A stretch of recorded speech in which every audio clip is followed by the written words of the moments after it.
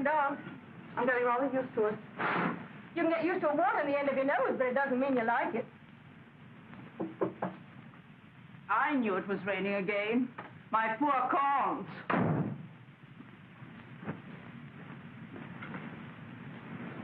You mind, Carol, dear? If I get into your bed, I'm so lonely and chilly in my room. Oh, no, dear. Get right in. How are you feeling this morning, Aunt Lou? Not very well. My poor head. Yes, my head. Sure isn't your liver, darling? It was your liver yesterday. Was it? Maybe tomorrow all your teeth will fall out and you may break a leg. Wouldn't that be wonderful?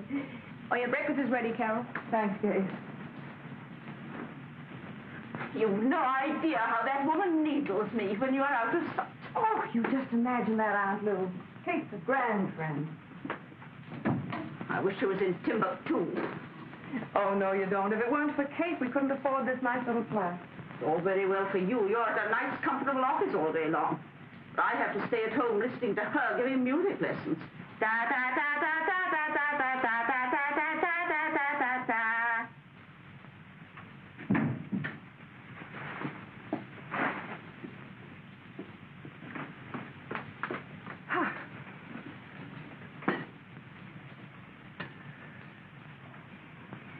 I suppose Aunt Lou will be hanging around your neck even after you marry Ronnie.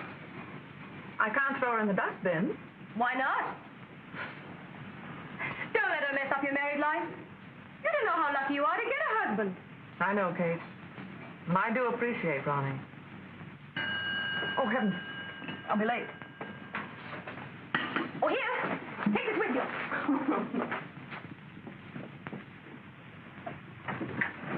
What'll I bring home for dinner? Mutton?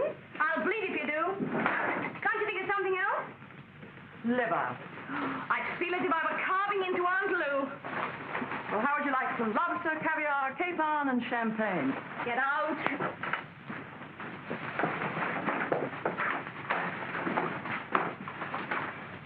I know, let's have something different. What? Mutton. Carol! She's gone. She's escaped. Ha, ha, ha.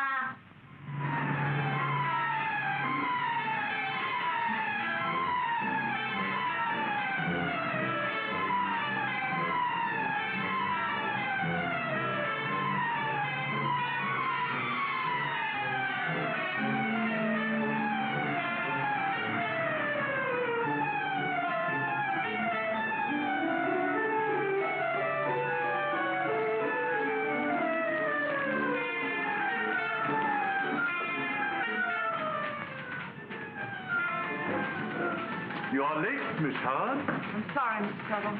Why are you late, Miss Howard? I was looking at a hat. A hat? Yes, a hat. Well, well. On the foundation's time, you were looking at a hat. I'm sorry, Mr. Tuttle. That will be all for the present.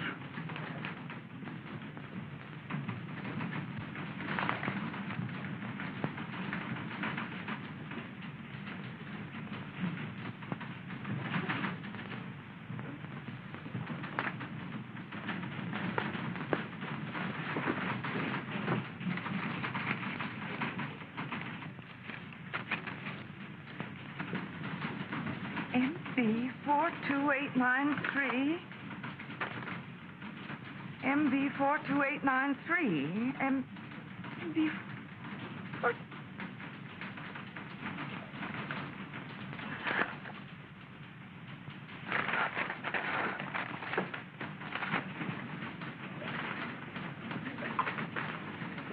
Miss Howard. Miss Howard, in your report, would you please include...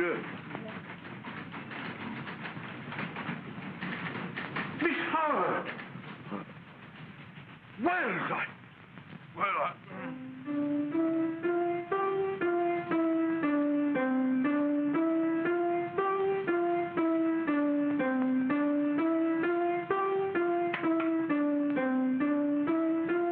Carol!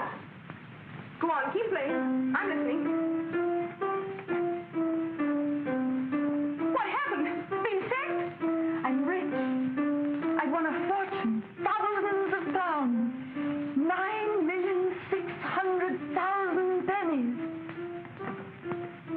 sit down. I knew Aunt Lou would drive you crazy. You don't understand, Kate. Sit down. Go on, I'm listening. I won the sweepstakes. Now, I know you're crazy. That book of tickets you didn't want me to buy won it. Don't you remember? MB42688. I'm so excited I can't remember the numbers. You look.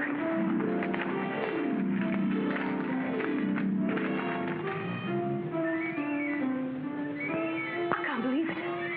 Neither can I. But it's true. Thousands of pounds. Oh, think of it. I can't think. My brain's curdled. How was that, Miss Meadows? Oh, wonderful. Oh, marvelous, magnificent. Here, get your hat. Go home and never come back again. I drew all my money out of the savings bank and I've been shopping. Look, I'm afraid to. The hat's almost too much. Now we can do the things we've dreamed about all our lives. As soon as we collect the money in Paris, we'll go to Switzerland and then to Venice. And you can have your new piano and that tweed suit. And Aunt Lou can have a permanent way to spend the rest of her life in Brighton if she wants to. Where is she? Having a bath. Don't tell her now, she'll drown. Think of anything like this ever happening to me. Look, I'll make a cup of tea. Tea? Champagne.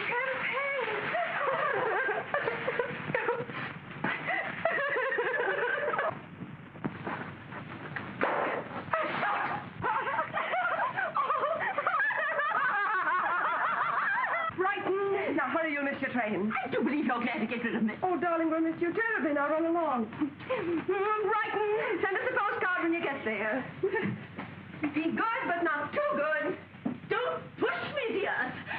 Goodbye, dear. Goodbye. Goodbye, Aunt Lou. Goodbye. Brighton. There. Stage is all set for the prodigal's return. Happy to see him? Of course. Do you realize it's been 3 years? I wonder if he's changed. Not Ronnie. Nothing could ever change him. He's just good old substantial. Won't he be happy when he hears the news? See you later.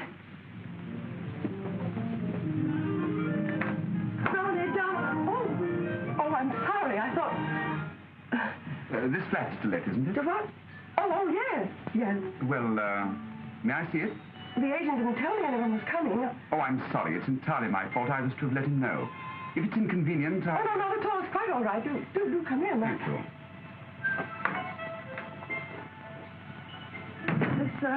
This is the hall. It's rather an obvious remark, isn't it? But there you are. It is the hall. Will you, Thank you. And this is the sitting room. Very attractive. I see you like nice things. Oh, what a lovely Chippendale. Did you inherit it? In a way, yes. I picked it up one day at an auction.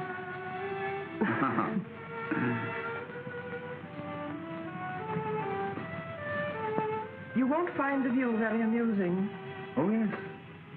Yes, it's just what I'm looking for. Is it really? You see, this is one of the things I've remembered through all the years I've been away from here. I've looked upon all the beauties of the world.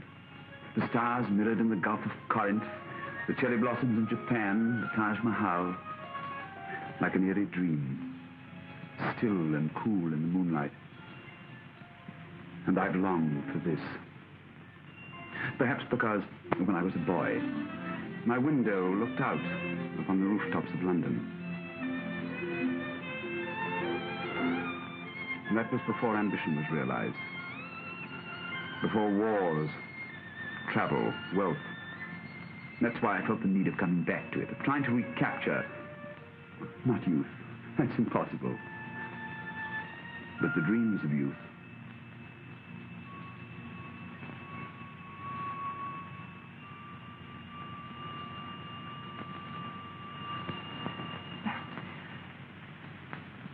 Would you care to look at the kitchen?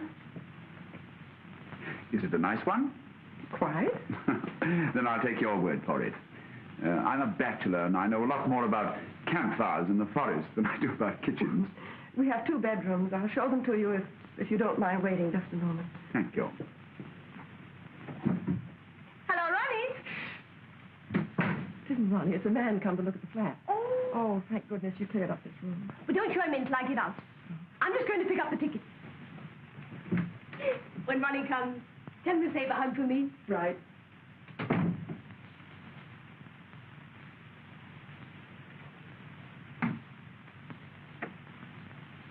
All set for inspection.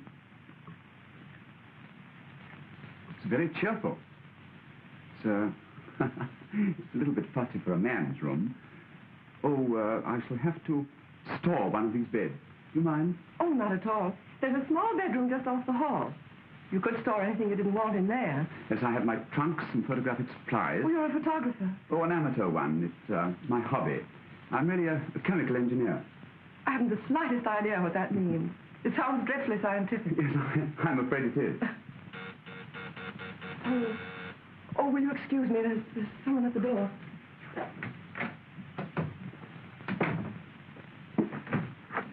Darling.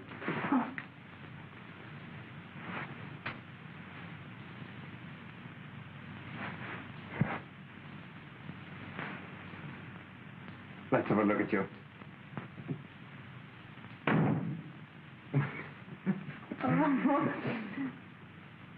Oh, I'm so sorry.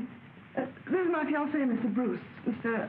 Lovell, Gerald Lovell. Mr. Lovell was looking at the flat. Oh, how do you do? How do you do? Please don't bother about it now. I do like your flat, though.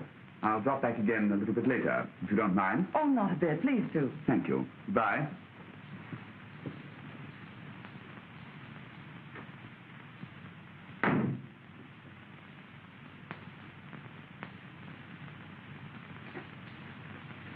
I've got some great news for you. Well, I have a little news for you myself.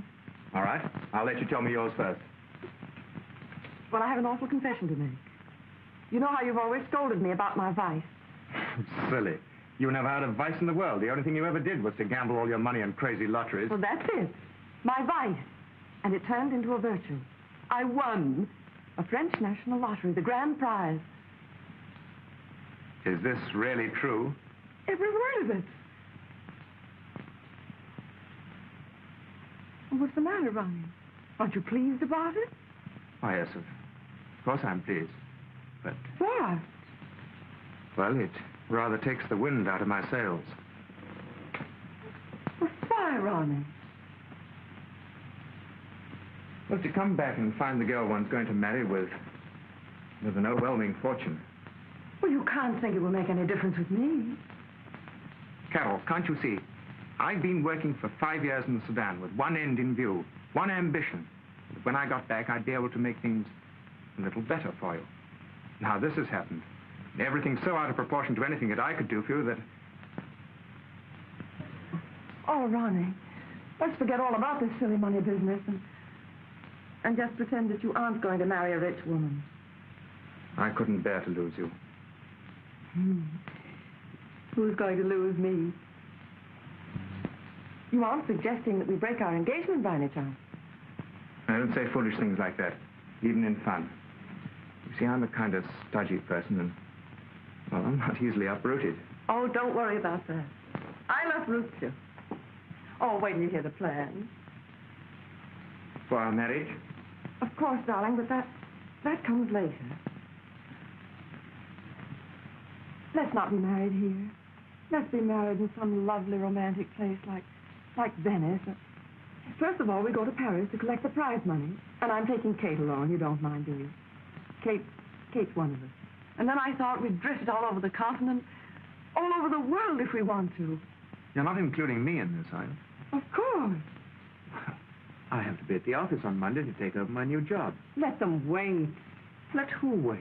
Oh, the heads of the cotton company, wherever they are. Now, Carol, be sensible. I'm not going to chuck up a job that's taken me practically all my life to get. Why not?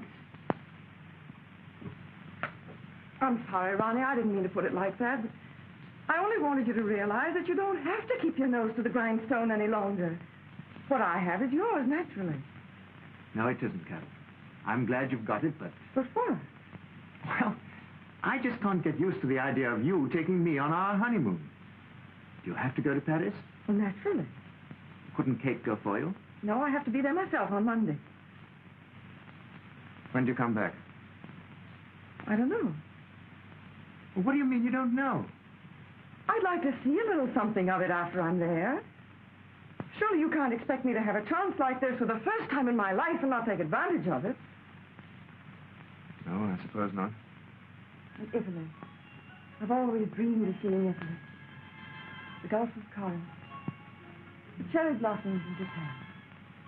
The Taj Mahal in the moonlight. Cool, still like an eerie dream. It's all very well for you to laugh. You've seen things. You've traveled. Yes, I've been to the filthy Sudan. You call that traveling? No eerie dreams there, Carol. Well, I was perfectly willing to go there with you when we were first engaged. Well, thank heavens I had sense enough not to take you. You'd have loathed it. I wouldn't loathe anything out of the ordinary. I'm fed up with routine and drabness. Daily life, all cut out of the same pattern. I want something exciting, something new and interesting and romantic. The trouble with you is this money's gone to your head. Oh, stop it, Ronnie. Just because your stubborn mind can't move out of the narrow little cell in which it lives. You can't see anyone else's point of view. You're unfair. You spoiled everything, but I'm glad I found out about it in time. Well, I'm glad, too, if that's the way you feel.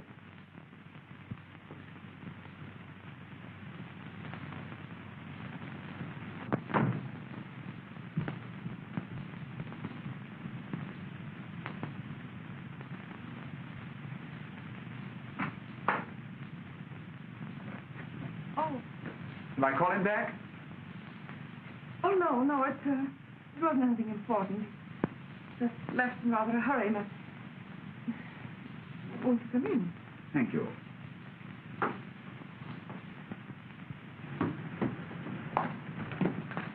Ronnie! Oh, I'm so glad to see you. Hello, Kate. Have you seen Carol? Yes, I've seen her. Well, what's the matter? Oh, all this rotten money business has ruined everything. Go on. You two have scrapped ever since you were kids. Go back there. Take her in your arms. Tell her you're sorry.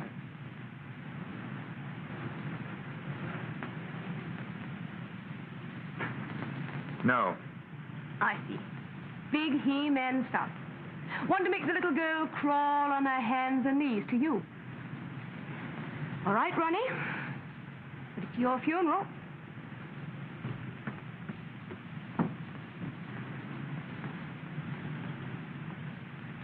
If you're only going to be away about 6 weeks, it seems hardly worth my while taking the flat. But I'll think it over and telephone you. The number is Bayswater 6093. Thank you. The name is Miss Howard. Miss Carol Howard. Do you mind if I make a note of it? Not at all. Oh, not that I'll forget it, but I make a complete record of everything I do in this little book. Oh. What are you putting down now? Dinner tonight with Miss Carol Howard. Oh, really? I'm sorry, but I'm leaving for Paris first thing in the morning. Tonight I'm... Of course. You'll be dining with your fiancé.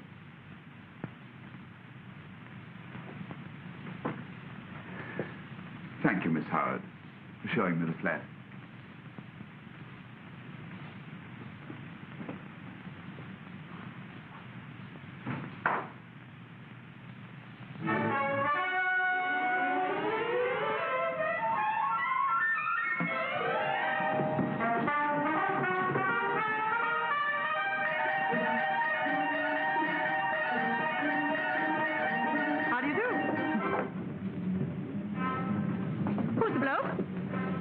Who came to look at our flat yesterday. Did you ask him to go to Paris with you? Well, why is he following you? Don't be absurd. Does he know you won the lottery? No, and if he did, it wouldn't mean anything. He's a very rich man. Well, then why was he looking at our little 2x4 flat? He liked the view. Probably won't even speak to us. I'll give him 10 minutes by the clock.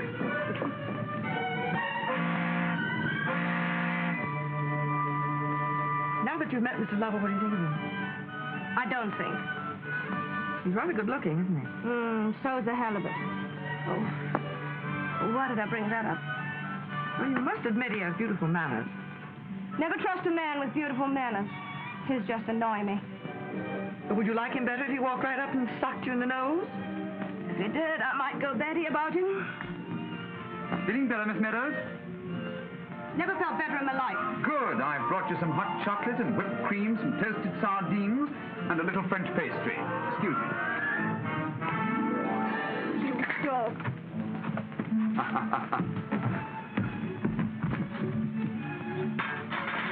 Alone at last. Oh, that was a filthy trick. Poor Kate. Nice to see you again. Rather a surprise. Not for me. Really? Did you find your flat with a view? Oh, yes, I found the flat. But the view took a boat to Paris. What about all that serious work you're going to do? Well, as I've already confessed, I can't work without inspiration. So that's why you're going to Paris? Inspiring city, isn't it? You know, I've never been there. Never? No? Oh, I'd like to show you Paris. The Paris that I know, not the shoddy Paris that all the tourists see. Oh, thanks. That's awfully kind of you. But, you know, Kate has a marvelous guidebook. Guidebook. But I'm talking about strange, out-of-the-way places. And wild, exciting nights, ending up with onion soup in the market. Kate and I will certainly have to do just that. Pardon me, madam. But the lady hanging over the rail down there says she's going to die, or has died. She's not sure which. And would you mind coming down for a moment? Coming back? Well, I'll have to be back for my coat.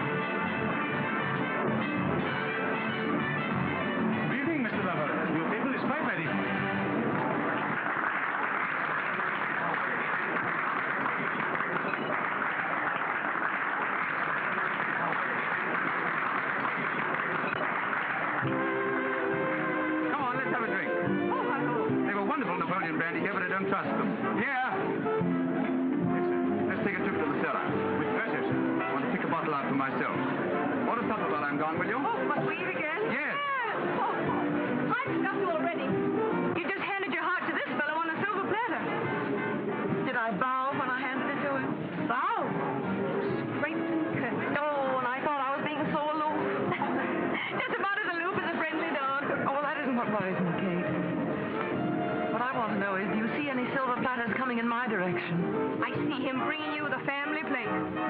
You do like him? I'm just crazy about him. He's certainly got that whatever you call it. You know, Carol, I think I better be trotting back to London before this affair turns into a triangle.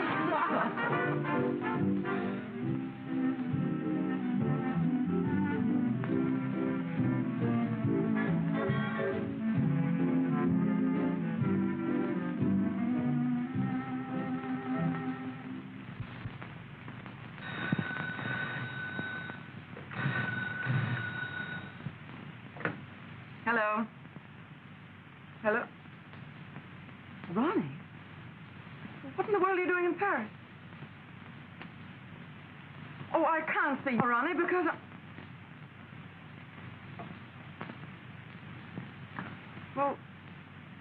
Well, maybe you'd better come up, and then I can explain. Right.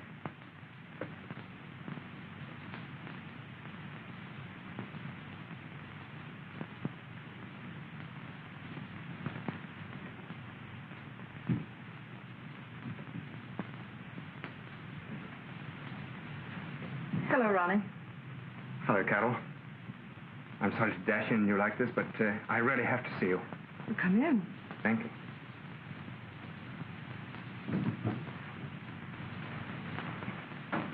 Bit different from the old flat in Bayswater, isn't it? Well, it is a bit. Are you enjoying this new life? To the full. I've been miserable without you.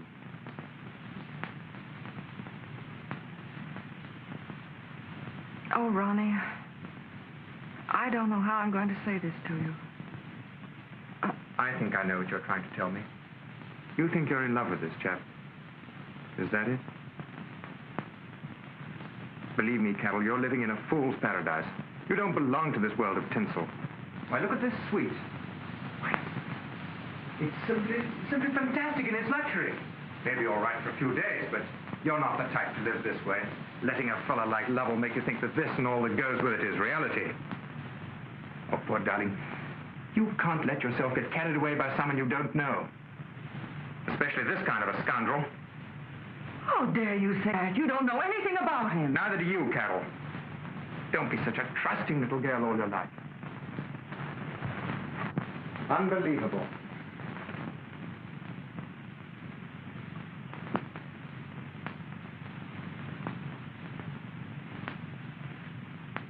Do you see something symbolic about this aquarium?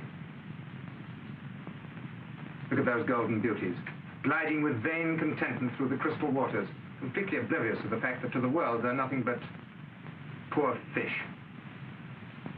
Ronnie, I think you better... Oh, darling, come back to England with me before you're disillusioned and unhappy. This fellow's nothing more than a fortune hunter. Well, now, stop it. I won't hear another word against him. But you must, Carol. I've checked up on him. All these yarns he told you and Kate about his South American oil company. But they're true. They're not true.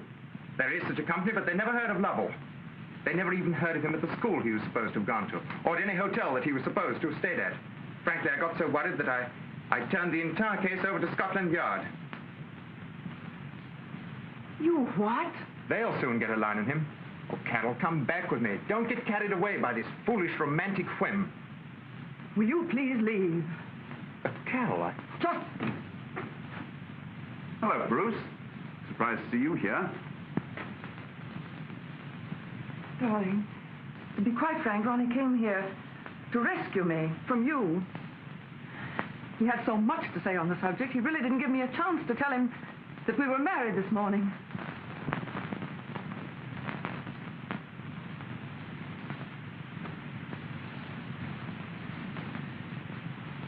Oh, I am sorry, Ronnie.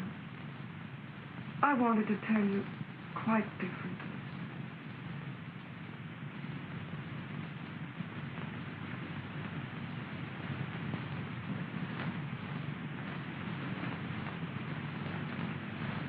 I know how you must feel. I couldn't have taken it as well as you have.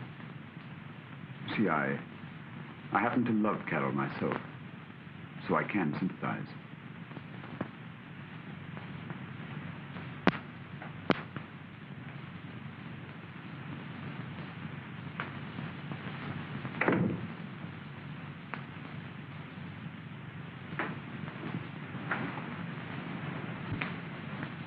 Oh, darling, I'm so sorry that had to happen. I'm glad he came. I want you to be sure. Very sure.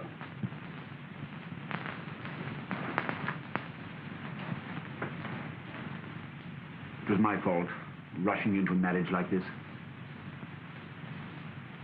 But I love you, and that's my only excuse. Carol, you should take time to think it over. And then...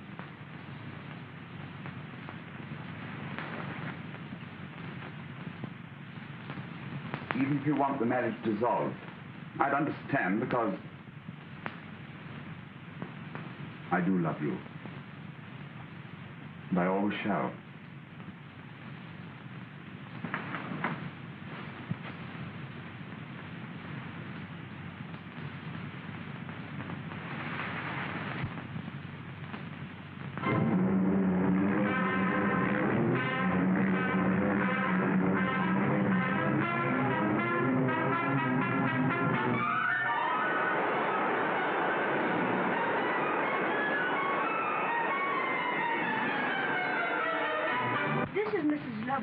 Madam. Thank you. Thank you. Royal flush. Fancy looking out on Hyde Park. Bit fancy for my blood. Don't you think Carol should be here to meet us? Not at all. She'll pop up any minute. Doesn't seem very glad to see us after all this time. She will be so sorry about this stain in my side. Which side? The left. Ah, it was right last night. Well, a pain can float, can't it? Don't go telling Carol your troubles. Maybe she's got troubles of her own. What do you mean? Doctor, you're not letting Ronnie turn you against Gerald, are you? I don't know. I've been doing a lot of thinking lately. Perhaps I made a mistake leaving Carol alone with him. If I'd have stayed there, she might not have married him. Then you are worried. I suppose I am. I'll know more about it when I see Carol. And if I find she's not happy... Ah. I'm afraid you'll find Carol ridiculously happy. Hello, Kate. Hello, Gerald. Nice to see you again. I suppose this is my Auntie Lou? She can't answer. She's got to get rid of the Adams apple. It was Kate who said those awful things about you, not me. I didn't open my mouth. I don't blame Kate. She's a good friend and she's Carol's interest at heart. Won't you sit down? Thanks. Darling! Aunt Lou and Kate. Oh, Carol. My, you are looking fit. She has a pain in her side. Which side, dear? Well, it floats. Carol, darling, Kate's got a pain, too. Really? In her heart. She's been worrying about you ever since our marriage. Oh, Kate, I've had too much of heaven. Oh, I'm glad. I just wanted to check up on Gerald. I wanted to see if he was doing right by our Nell. Oh, excuse me. Yes. It's for you, darling. Tell me about the house, I think. Well, I'll answer it in the next room. Right. Will you put this call on the other telephone, please? Thank you. Sit down, darling. We'll have tea out here. Let me look at you, Carol. Have I changed? No, but Gerald has. I don't think he's looking so well. He isn't, Kate. I'm worried about him. He had a heart attack in Venice. It was really quite frightening for a moment. You see, he was rather badly hurt in the war. And sometimes he gets the most dreadful pressure in his head. Yes, all right, I'll take care of it.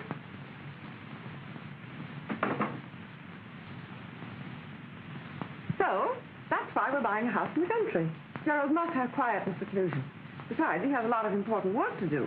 Where are you buying the house? In Kent. Old Gerald says it's a duck of a place, about 10 acres, no prying neighbors. It's an old house. Haven't you seen it? No. He wants to keep it a surprise. Sounds a delightful place to spend a weekend. How's Ronnie? Still pretty broken up. Poor darling. Of course, you can see now, Kate. It was nothing but jealous. I suppose so. Oh, come in. Don't order much for me, dear. My doctor has put me on a strict diet. Can you have tea? Assorted sandwiches? Those little hot muffins. Oh, yes. How about some pastries? That sounds very nice, dear. And you order whatever else you like. I'm going to go take off my bonnet. Wait up. Have you got those little meringue things? The chocolate and the cream and the cherries on the top. Gerald.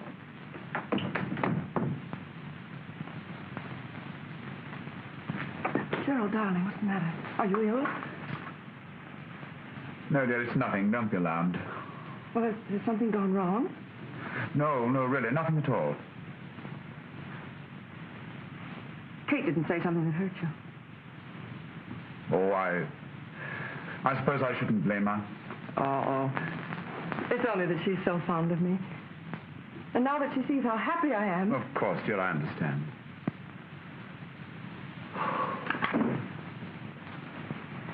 Darling, what is troubling you? Couldn't you get the house? Oh, yes, we can get it, but... Well, but what, dear? That was my solicitor on the telephone. Oh, I thought he said it was the agent for the house. No, dear, you misunderstood. It was my solicitor. Bad news? Yes, rather. They're holding up my South American bank draft.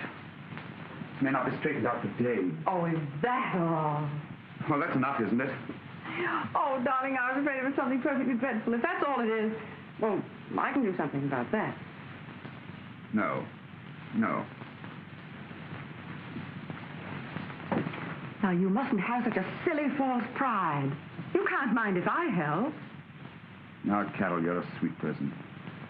Now, never let's discuss this again. What's yours is yours. And what's mine is also yours. Is that quite clear? If I'm forced to borrow £5,000 for the house, understand it's a business agreement, and I'll pay you interest. I demand my interest in advance. Please, may I collect right now?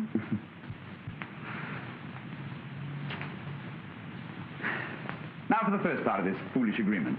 I'll have your signature to a paper. Certainly. What is it? Oh, something in connection with the purchase of the place. It's full of to which, to whom's, whereas it's whomsoever's, and a few parties of the first part. Where do I sign it? There we are. Aren't you going to read it? Have you read it? Of course I never sign anything I don't read. Is it all right? Of course. Then why should I bother to read it? One more, dear.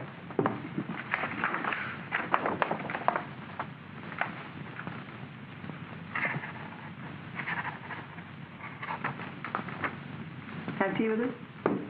Delighted. You are a darling.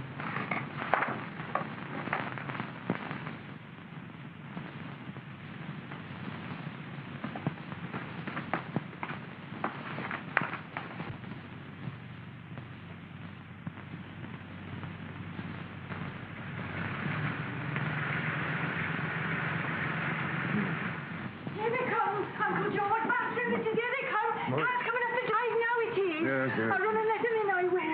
No, my girl, you won't do nothing as a short way. You too excited. You're all of a tremble where you might go and mutter or stutter. Fall over yourself or something. You'll take this trash into the kitchen. Miriam, what are you doing with them flowers? Here we are. Home. Oh, Gerald, it is lovely. So peaceful, isn't it? Not a neighbor for miles. No cars, no telephones. In other words, the simple life. Will you bring the luggage in this way, please? Happy one. Oh, thank you. This is Hobson. He's been the gardener on the place for years, so I thought I'd keep him. How do you do, Hobson? Oh, I do. Thank you, ma'am. Like it. Oh, Gerald. You must have had something in it. Oh, this is Emmy, Hobson's niece. I thought I'd keep her on, too. How do you do, Emmy? I do very nicely, ma'am. Except on ironing. I ain't so awful good at ironing. Amy's a good girl, ma'am, but she ain't so bright. Oh. Put these down here, sir. Yes, please. No. Right. Thank you very much. Take the things upstairs, will you, Hobson? I'll show you where to put them. Yes, sir. I'm beginning to feel at home already. You happy?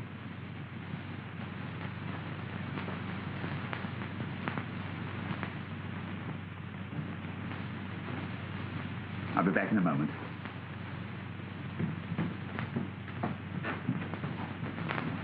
Are you married, ma'am? Why, certainly, Emmy. Well, I didn't know. You act so daffy about him. But we're still on our honeymoon. Perhaps that explains it. I never expect to get me a man. Mr. Uncle George Hobson says I ain't quite bright, but I'm willing. Well, Emmy, will you see if you can get us a cup of tea, please? Oh, yes, ma'am.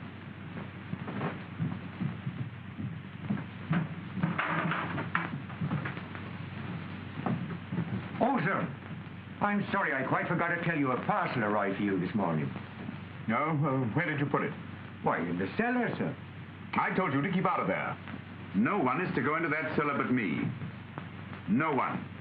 Why? Oh, Carol, I was just explaining to Hobson. The cellar is my own private property. My darkroom. For photographs and experiments. So I shall have chemicals and things that are dangerous. Oh, please don't go blowing us up with a lot of old chemicals. I'm much too happy to want to die just yet. Don't worry. I'll be very careful. Hobson, you haven't shown Mrs. Lovell your garden. Thank you, sir. No. I'm afraid there isn't very much to show you, madam. But what there is of the flowering shrubs that are left now...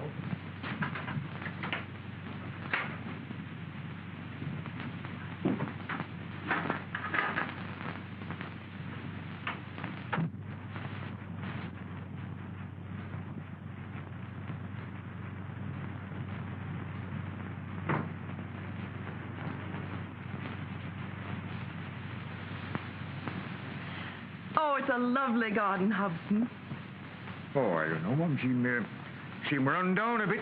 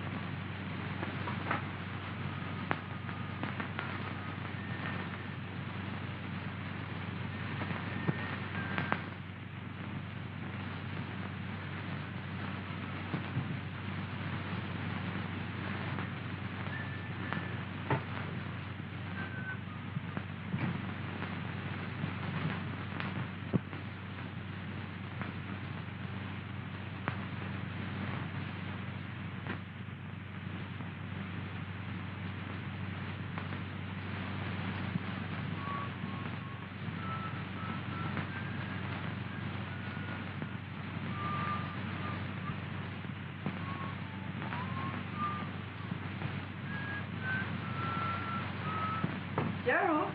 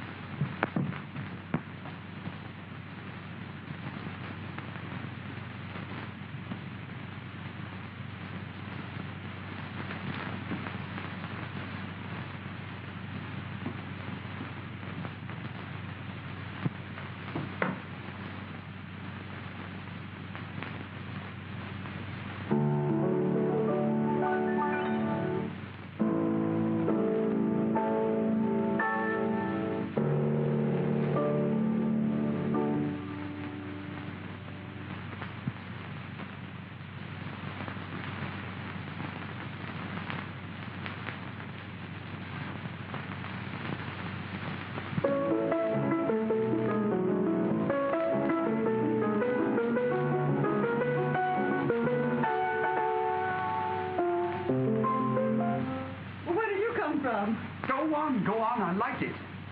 I didn't know you could play the piano. You've been keeping secrets from me. Don't stop, I want to hear it. I like that thing you were playing. I like it because it's fast. Oh, heavens, I can't play. Go on, try. Oh, I don't even know if I remember it.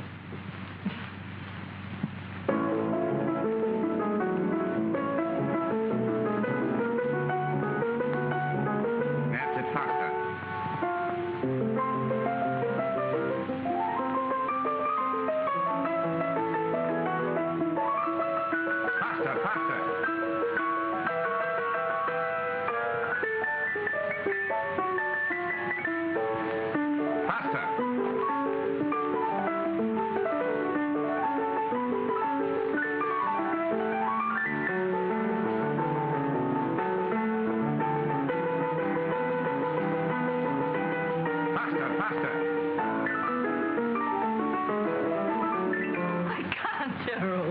If speed is what you want, I'll have to get you a mechanical piano or a gramophone. I have a portable gramophone downstairs. I play it a great deal while I'm working. It excites my mind, quickens my thoughts, makes my head spin, reminding me of the war of a dawn. Standing in cold terror in a trench. The enemy barrage creeping up. Shells shrieking, exploding in staccato rhythm. Coming closer, closer. And suddenly the noise changes into music, turning my first terror into ecstasy. Yes, Hobson. I thought you might like some of these, Marm. They smell the outside. Nice like. Oh, thank you, Hobson. They are sweet.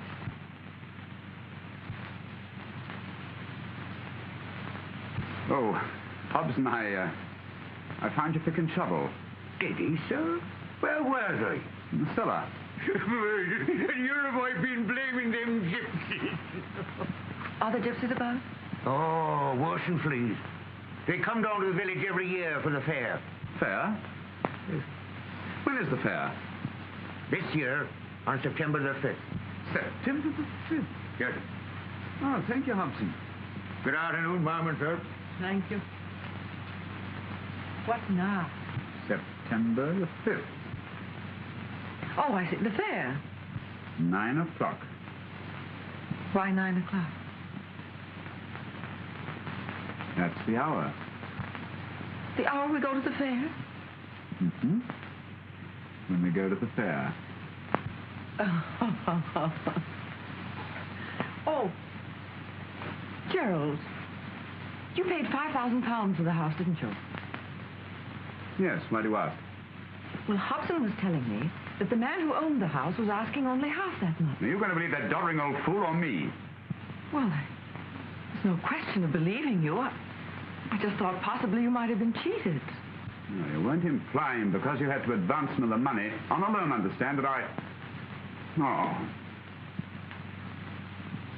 But, Gerald... How can you say a thing like that? I'm sorry, it was a misunderstanding. But I'm naturally sensitive about borrowing money, especially...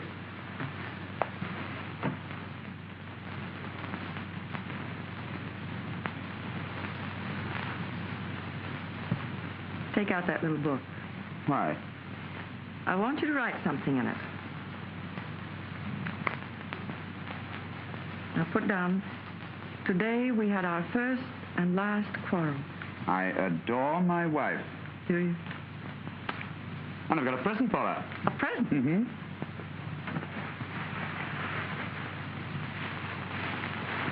What is it?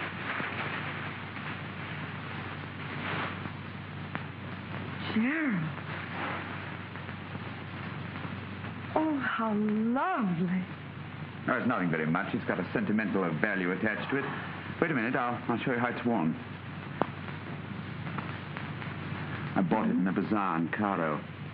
I'll take you there someday. Moonlight in the desert. Weird music. Mysterious. Emmy! Excuse me, ma'am. You nearly choked me. Sorry. What happened? Oh, looks so pretty. Got me all fuddled inside. That's all right, Emmy. Don't let anyone disturb our happiness. Not that noisy Kate, nor Auntie Lou, nor anyone. I'll do my very best to keep them all away.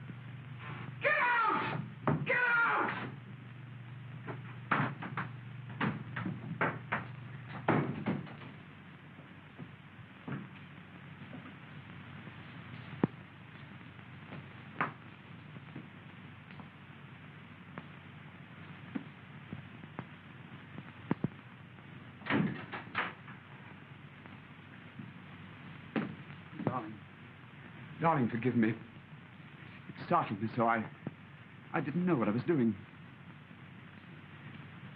Let go of me, Gerald. Let go. Please, dearest. Please let me explain. I was so absorbed in my work. It's my nerves. They're almost at the breaking point. I didn't realize at first that it was you. Standing there in the doorway. Like a ghost.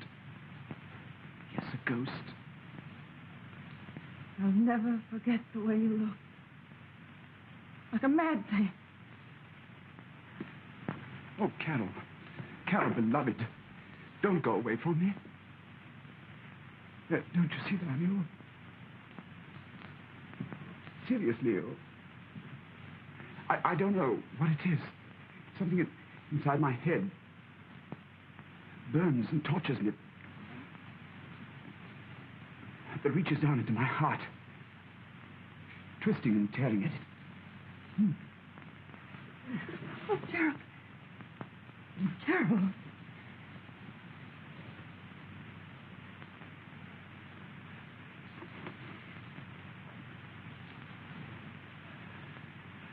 Don't be alarmed. It's nothing. Just one of those attacks. They go as quickly as they come. It's almost gone now.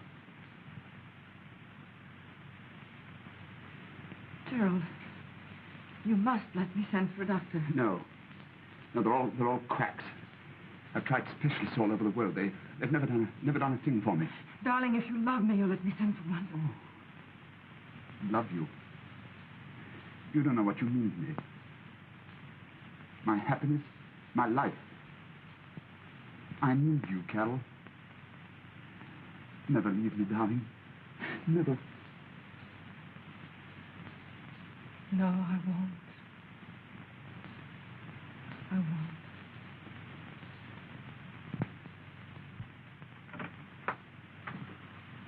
Kate! Carol! Oh, I'm so thrilled to see you. I began to think I had smallpox or something. Not being invited here till 11th hour. Well, didn't Aunt Lou explain? Yeah, she told me Gerald had been ill, but you know how straight she gets anything. Like a corkscrew. Well, Gerald is ill. As a matter of fact, the doctor's upstairs with him now. Oh, but Aunt Lou said he wouldn't even see a doctor. I made him. It's only the village doctor, but he has a fine reputation, and I just had to know that Gerald is well enough to travel tomorrow. Oh, where are you off to? Only Gerald knows. Oh, come along, and I'm dying to talk to you. Oh, Carol, listen. Ronnie's outside. What? He drove me down. He wants to say goodbye to you. God, see him. Suppose Gerald... Oh, I'll deal with the old dragon. I'm not afraid of him. Oh, that's silly of me. Of course Gerald would understand. And he isn't an old dragon. You go along out and bring Ronnie in, and I'll get Emmy started with the tea. Oh, I'm so glad to see you. Emmy. Whatever in the world are you doing up there? Didn't you hear the front door bell ring? Oh, I didn't hear, ma'am. Miss Watts was all on the fair tonight. I heard the gypsies out on the road. Well, you'll have plenty of time for that later, Emmy. I want you to get tea for 3, please. Oh, the master said I could go home early now. Now? He gave me 10 shillings. The master gave... Yes, about my wages. 10 shillings to go to the fair tonight. And he said not to bother to come back in the morning because you won't be needing me. Well, it's the first I've heard of all this, Emmy. Oh. Oh, well, please, ma'am, shan't I come? I got everything ready for your dinner. Oh, of course, it's all right. Just put on the kettle and then you can go. Oh, thank you, ma'am. And you will take good care of things while we're away, won't you? Oh, that I will. You let me know when you'll be coming back. Yes, we'll give you good warning about that. Goodbye, Emmy. Goodbye, ma'am. Hello, Ronnie. Oh. Well? Well? Well, well.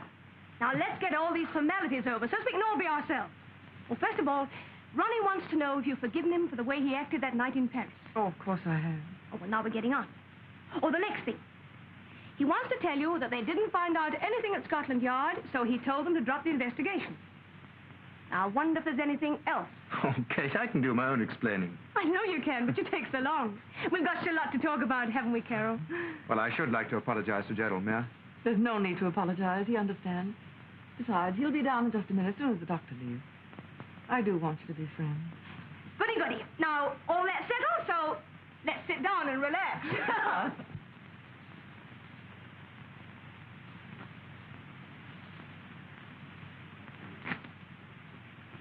It's a pack of lies. I'm afraid it isn't. I found a definite myocardial condition. Ha! You're a quack! Like all the others. A pulse doesn't lie. Yours is 120. I wouldn't advise you to get too excited about anything, to overexert yourself in any way. It's no use prescribing. I don't believe in that sort of thing. I'll leave them here. They might relieve the pressure in your head. I tell you, nothing can relieve it. Nothing.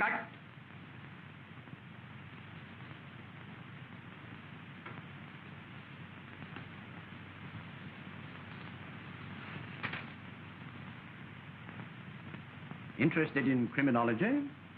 Hmm? Oh, yes, I am. You'll find some remarkable cases in that book. I've made quite a study of crime myself. Happen to have this book in my own library, just published. Picked it up only the other day. Really, did you? What do you think of the Fletcher case? Extraordinary, wasn't it? 3 women. Must have been pretty relentless. Or mad. He could have been mad, you know. Oh, undoubtedly, he was mad. Then how do you account for his brilliance? Escaping the law. Turning up here, there, everywhere. Hello, where's Fletcher's photograph? Photograph? I don't think I've ever seen a photograph of him. I'm positive there was one in the book.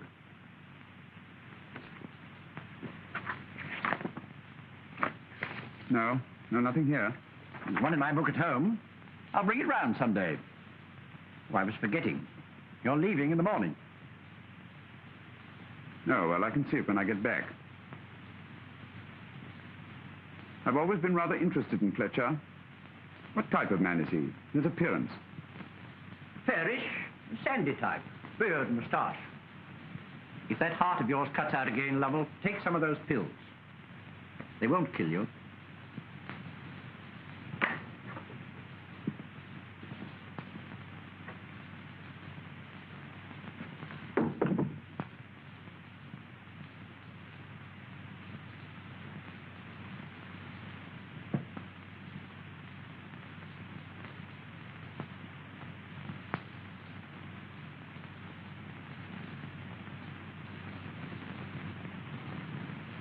I don't want to worry you, Mrs. Lovell, but I wish you'd keep in touch with me. And if your husband should get any worse, call me in. Any time, night or day, and we'll get a specialist. Oh, thank you, Dr. Cooper.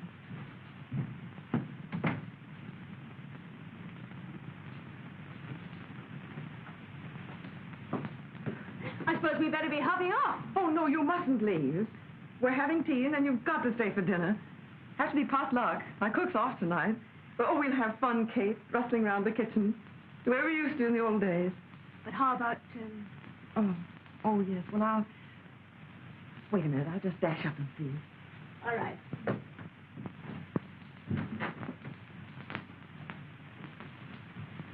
Feel better about things now? Yes and no. Mind you, my feelings about Carol will never change. I'm crazy about her, and always will be. Does she seem really happy to you? There are 1 or 2 things that strike me as being distinctly odd. In what way? They're going away like this. So secretly, nobody knowing where. Oh, that's too much. Kate was bad enough to know that man. No, I won't have it. Send them away. Send them away at once.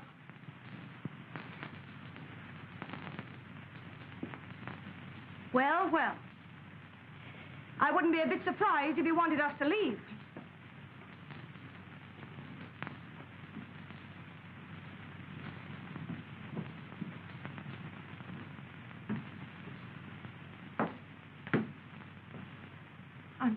I'm so sorry. You'll have to excuse Gerald. He's feeling a little off color tonight, a bit nervy and all that. We understand. After all, it is a bit awkward, isn't it? We better be going. Oh, I can't bear to have you leave. In heaven's name.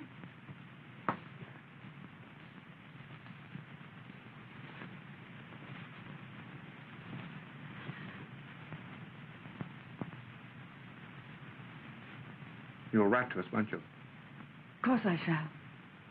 When are you coming back? Oh, next spring or early summer, I expect. Carol, are you sure you're all right? Of course I am, Ronnie. Goodbye. Take care of yourself. Bless you.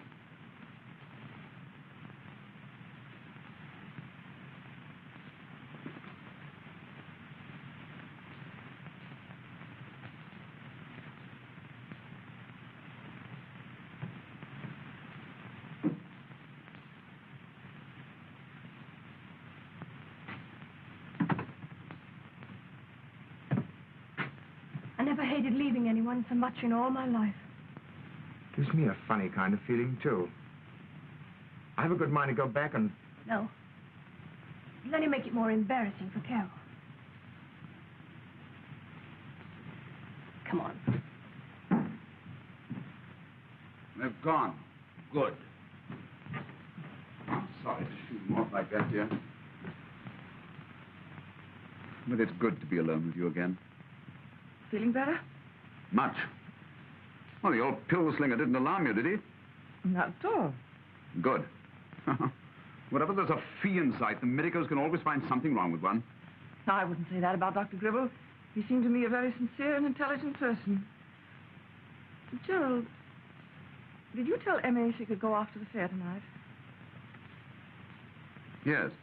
Had you forgotten that we were going ourselves at 9 o'clock? Don't you remember? You put it in your little book. What an excellent memory you have. But as we're leaving so early in the morning, I think we'd better go to the fair right here. You can help me clean up my dark room at 9 o'clock.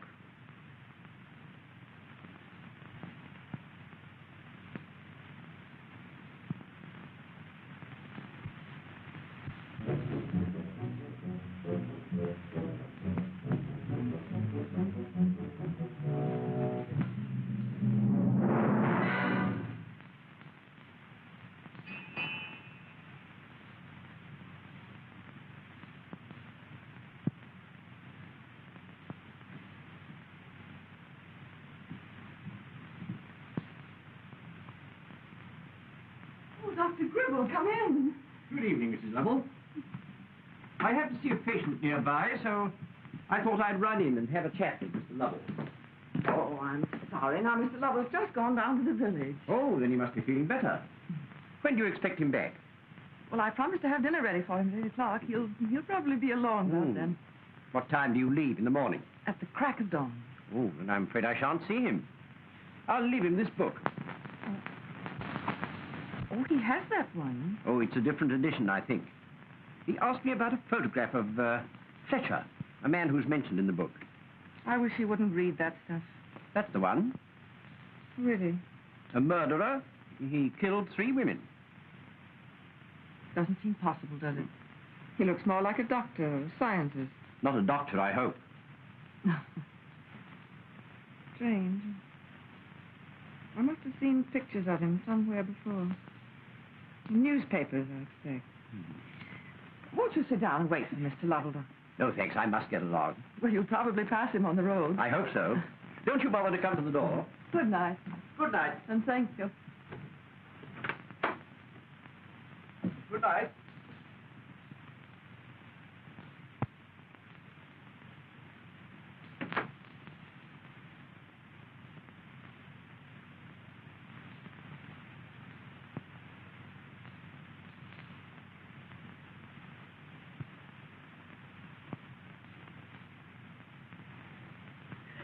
How did that photograph get back into my book? I thought you'd gone down to the village. That photograph. I burned it. At the bottom of the garden. The ashes flew away. I saw them. How can it have got back? Tell me. Don't look at me like that, Gerald. It's perfectly simple. Dr. Gribble was just... Ah. So that's it, is it? A conspiracy, you and Gribble. So he's in it, too. What are you trying to find out? Why are you asking me all these questions? Tell me. I haven't asked you any questions. Give me that book. Give me that book.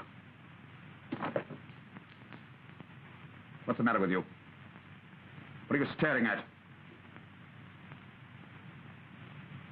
You startled me. What do you mean I startled you? Why are you startled? It's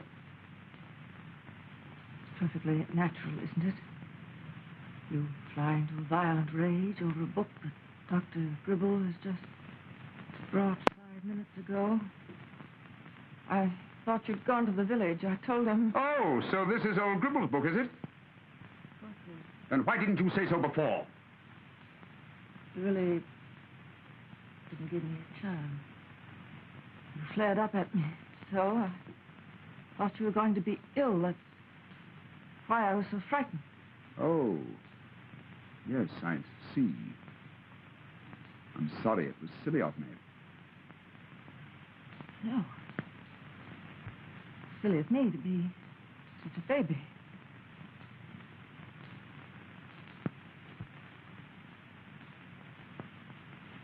Well, don't blame me. I'll be all right tomorrow. You shouldn't look at these books. They always disturb you, especially the illustrations. That's why I destroyed the photograph in my copy. Well, we'll get rid of this one now, shall we? And this time, we'll make sure of it.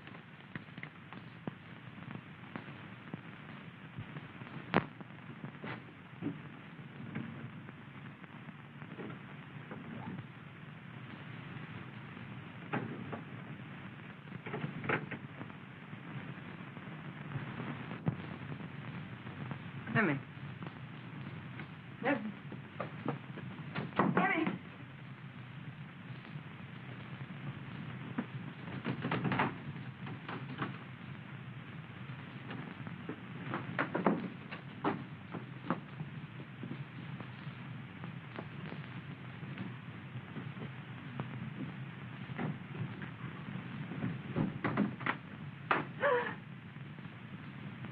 Hello, my dear. Where are you off to? Just going into the garden. Why?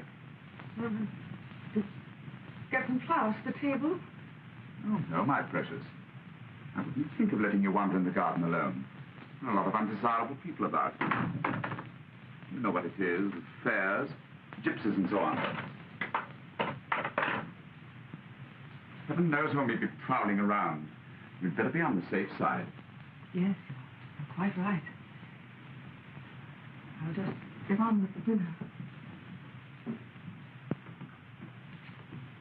Wait a minute, I want to help you. What's the matter? Nothing, I just... Well, of course, you need some food. It would never do to have you feeling faint, would it, sweetheart? I feel quite all right. I look all right, don't I? Beautiful. My lovely, beautiful wife, who does everything I ask. Prepares my dinner with her own hands. Wears the dress that I asked her to wear. Love, honor, and obey. That's it, isn't it, Carol? Yes. Come on, let's get the dinner.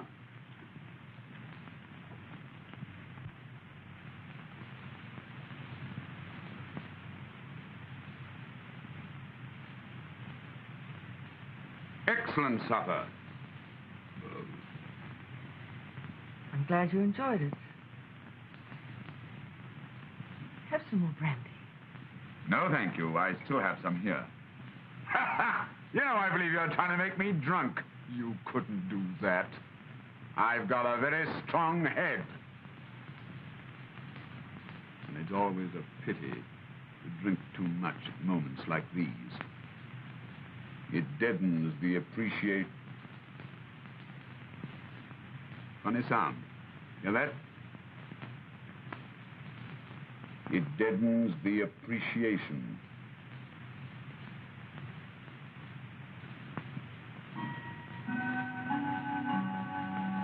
Quarter to 9. Well, that reminds me. You remember we lost the key to the clock? Well, I found it in the pocket of one of my suits. Time I wound the old thing up. Seems hardly worthwhile if we're leaving tomorrow.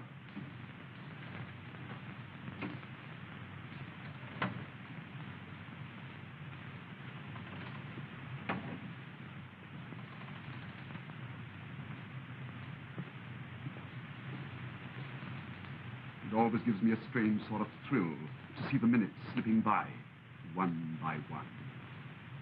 I can remember so well standing in my headmaster's study at school, waiting for a beating, watching the hands of a clock move on, and knowing there was nothing I could do to stop them. I can remember the strange mixture of sensations it used to give me. Terror. And yet with it a strange sort of delight. You can't find the key to the door, dear. I have it.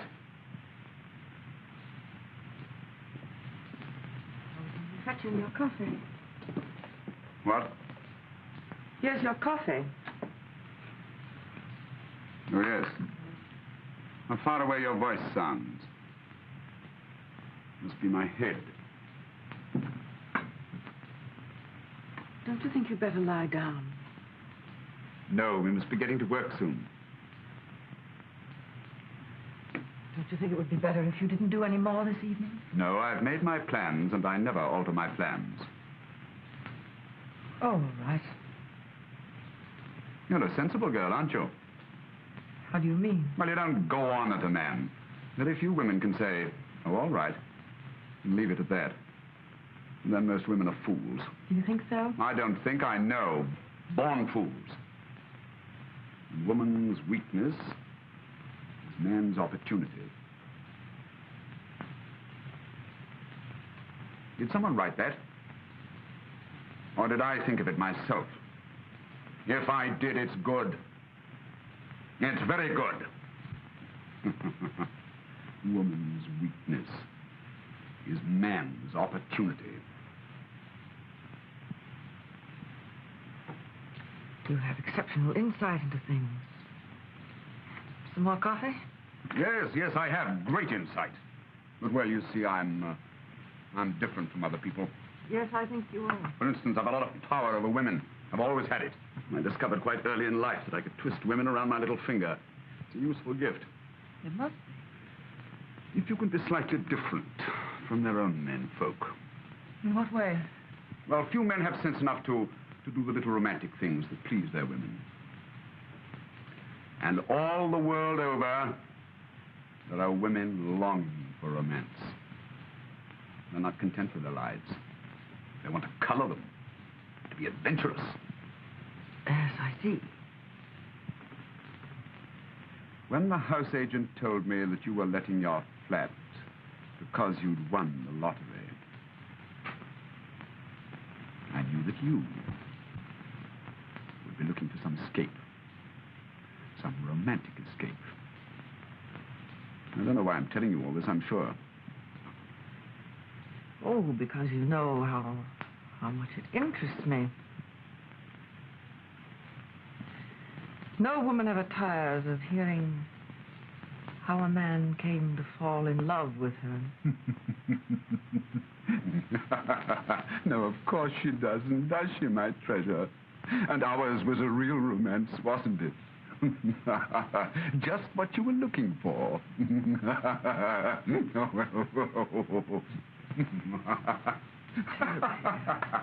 Stuffy in here.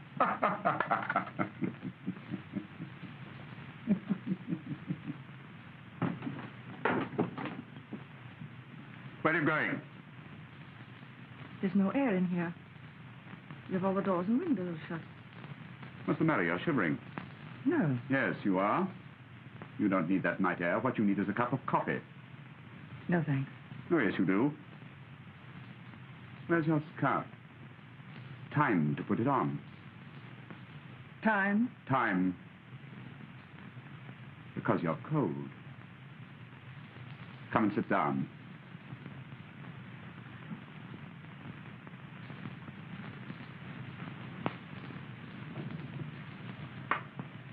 I'll get it for you.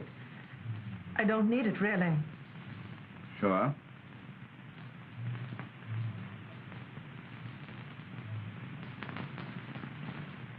Strange coincidence, Dr. Gribble and I both being interested in Fletcher. Yes, isn't it? He thinks that most murderers are mad, that they've got a kink somewhere. That's nonsense, of course. A murderer is often a bit saner than other people. Don't you agree? You know that I don't study these things. I don't know anything about it. No? Pity. Now, Fletcher here. Fletcher's well worth studying. He never makes a mistake. He must be very clever. He's a genius. Gerald, if you don't mind, I think I'll go to bed. I'm really terribly tired. Have you forgotten? You were going to help me. Yes, if you just relax a moment. You seem to be under such tension. Very well, then I will. If you read to me. Read what? From this book. Not about... Yes, yes. I want to hear someone reading it. Reading it out loud. Thousands and thousands of people must have read it, maybe reading it now. But one can't see or hear them. That's right, that's right. Begin at the introduction. All the best part of it's there. Oh, go on, go on. George Edward Fletcher, to give him the name by which he was tried, for his real name is still unknown, was acquitted of an attempted murder charge owing to insufficient evidence and the brilliance of his defense, although he was suspected of having done away with no less than 3 young women. 3? After his acquittal, Fletcher disappeared, and 3 months later, overwhelming evidence against him came to light. Speak louder, dear. Possessed of an extraordinary fascination, he would make the acquaintance of a girl, persuade her to marry him after only a few weeks or even days, and then induce her to sign papers, making over to him any sum of money she might possess. I still can't hear you. It was his habit to rent a small place in an out-of-the-way neighborhood. After living there for 2 or 3 months, he would announce to neighbors or acquaintances that he and his wife were going abroad for some time. No, go on, louder, louder, louder. The fact that to Mrs. Fletcher the moment was never actually seen to leave the place seems to have awakened no suspicion. Yet in every case, the seller could have told a guilty secret. Gerald! What? No, go on, go on, go on. What if one of these women had found out beforehand and made an appeal to him? Why do you ask? Well, it's interesting to know how the mind of that kind of man works. Do you think if he was fond of the woman that I suppose he was, fond of some of them? Oh, yes, a bit, certainly. Then don't you think he would have listened to an appeal? The situation never arose. I just imagine. But no, I'm quite sure he would never have let anything influence him. But suppose she said to him, look here, I know who you are and what you're after. I'm entirely at your mercy. You can take the money, all of it. Ah, but he got that money already. Yes, I know, but suppose she said to him, I don't care about that. If only you let me go, I promise I'll never prosecute you. I'll never inform the police. What do you think he might have said? Can you imagine a man risking his life on a woman's silence? And yet you think he'd welcome any chance of escaping from the horror of the actual... Then perhaps it didn't seem. Perhaps there was no horror in it for him. No, you see, there are other sides to it.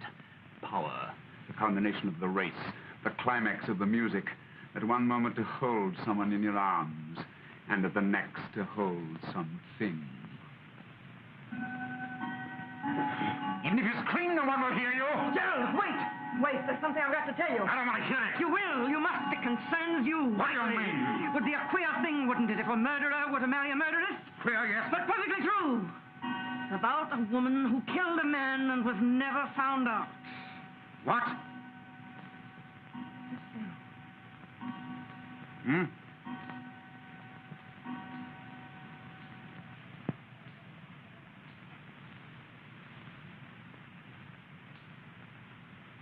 Well, what are you waiting for? I want to get the whole thing perfectly clear in my mind. The whole truth. You see, it's my own story, Gerald. Your story. I killed a man, and I was never found out. You have. No one knew about it except my mother. When was this? When I was 18. I was his secretary. He had money. I was terribly tired of being poor. This seemed a way out.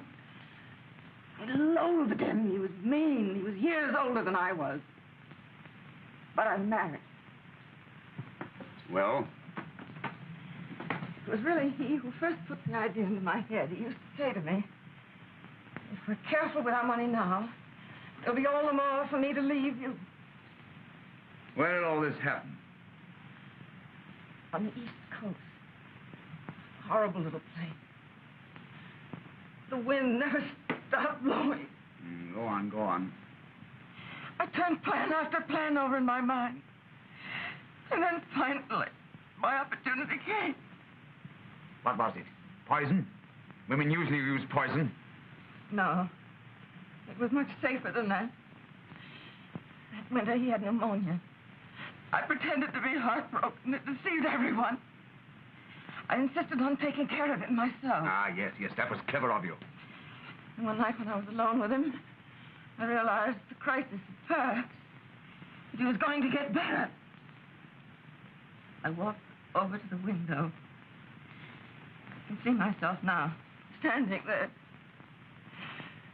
The frost had made such pretty patterns on the window panes. I stood there, trying to make up my mind. You opened the window. The air was like the night. I stripped down the bedclothes, and then I went outside to wait on the landing. When I came back into the room, he was dead. I closed the window. I made up the fire. I even put fresh hot water bottles in the bed. That's good. And then I sent for the doctor. No one suspected? No one, not a thing. And the money? I was very foolish about the money. It didn't last very long. Oh, yes, I understand so well. I always do exactly the same thing myself. Only there's just one thing that I don't understand. Oh? Why have you been telling me all this now? Don't you see? You know all about me now. I wouldn't dare give you away. I thought perhaps you and I could be of use to one another in the future. Yes, that's a very good idea. If only there were a grain of truth in your story. Very clever of you, Carol. Arousing my interest and trying to put me off, but I happen to know that story. I've read the book myself. I remembered it the moment you told me that bit about the frost on the window panes. I remember that bit about the hot water bottle struck me as being such a good idea when I read it. You! You! Opening the window and waiting for him to die! You don't think I believe that story, do you? No! Not for one moment did I expect you to believe it. I didn't care whether you believed it or not. What? You've forgotten one thing, you wonderful genius. I didn't drink any coffee. Coffee? What's that got to do with it? I only wanted to hold your interest for a little while, to gain time. Time for the stuff to work. Stuff? What stuff? You're right. It was a funny coincidence that Dr. Gribble should bring me that book tonight. Gribble, he gave you... Yes. Women always use poison, don't they? Now, you mean to choke you with it. You're deathly pale. It's beginning to paralyze you. You can't move, can you? You can't move.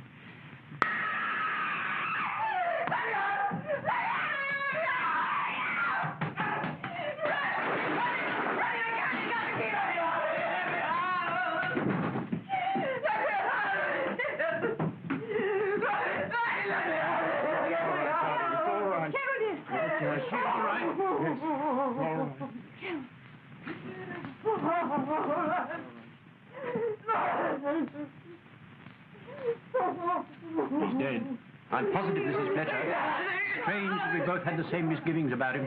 I made him think I poisoned him. Brave woman.